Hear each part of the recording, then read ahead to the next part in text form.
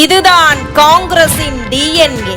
பாட்ஷா மோடுக்கு சென்று மோடி அடித்த அடி. ராகுல் காந்தி அமெரிக்கா சென்று இந்திய நாட்டிற்கு எதிராக செயல்பட்டு வருபவர்களிடம் நட்பு பாராட்டினார். அது குறித்த புகைப்படங்களும் வெளிவந்தது. அதோடு இல்லாமல் தன்னுடைய நாக்கால் நம் நாட்டிற்கு எதிராகவே நஞ்சை கக்கினார்.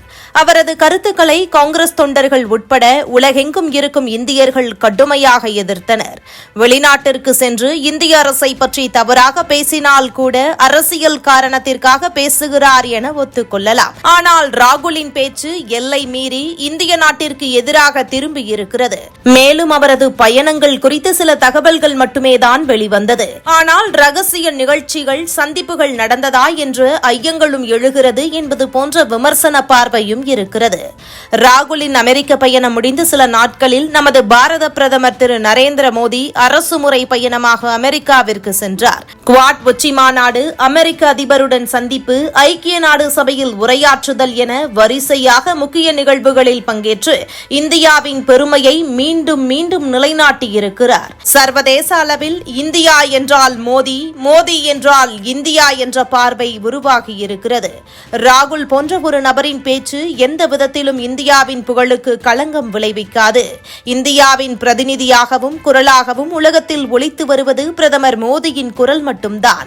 அவரது குரலுக்குத்தான் மதிப்பு என புவிசார் வல்லுநர்கள் கருத்து கூறி வருகின்றனர். இந்த நிலையில் அமெரிக்காவிலிருந்து திரும்பியதும் பிரதமர் ஹரியானா சட்டப்பேரவை தேர்தல் பிரச்சாரத்தில் ஈடுபட்டார். அப்போது பேசிய அவர், நமது பாரதிய ஜனதா கட்சியின் ஆட்சியில் ஹரியானா மாநிலம் விவசாயத்துறையில் இந்தியாவில் இருக்கும் மாநிலங்களில் முன்னணி மாநிலமாக விளங்கி வருகிறது. மேலும் அது இந்தியாவின் வளர்ச்சி புதிய உச்சத்தை அடைய ஹரியானா பங்காற்றி வருகிறது என்று ஹரியானா மாநிலத்தில் பாஜக ஏற்படுத்திய மாற்றத்தை பற்றி பேசினார்.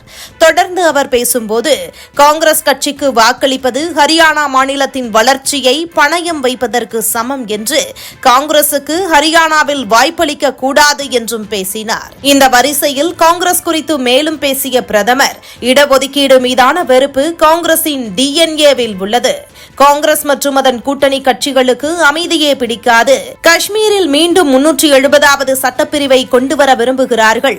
காங்கிரஸ் கட்சியை விட நேர்மையற்ற இயக்கம் வேறு எதுவுமே இருக்க முடியாது என்று கடுமையாக தாக்கி பேசியிருக்கிறார்.